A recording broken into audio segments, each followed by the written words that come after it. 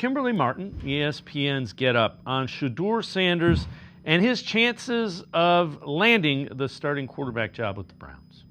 In that building, there are people who believe Shedeur can 100% be the starter of this football team. You said it's incumbent upon the Browns to put him in a situation. It's also incumbent upon Shedeur to do the work, which at talking to people in that building, they have said he is soaking up everything like a sponge in the QB rooms, talking to Flacco, wanting to learn. And also, let's not forget Dillon Gabriel. We spent a lot of time talking about Shedeur, but Dillon Gabriel is a guy who was drafted in the third.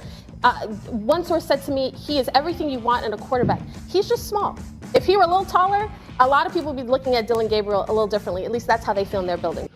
Let's welcome in Tim Bielik from the Plain Dealer, Cleveland.com. Tim is a 5'9" guy. I get it. If you're Dillon Gabriel, you're used to being the size you are, and you want to compete. You can't tell at this point if his size is a detriment. You won't be able to tell, I don't think, probably until preseason, maybe some of the joint practices.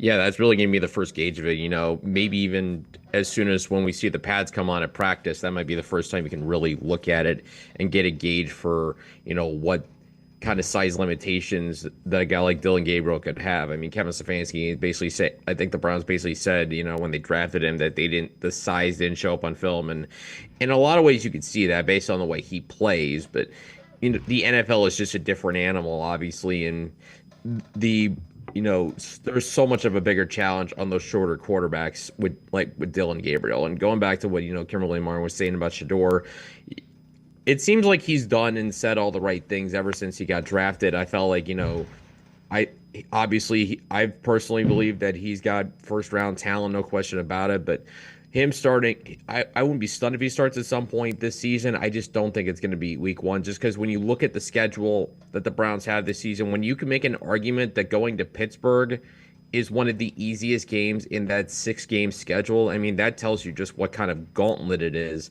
for any quarterback.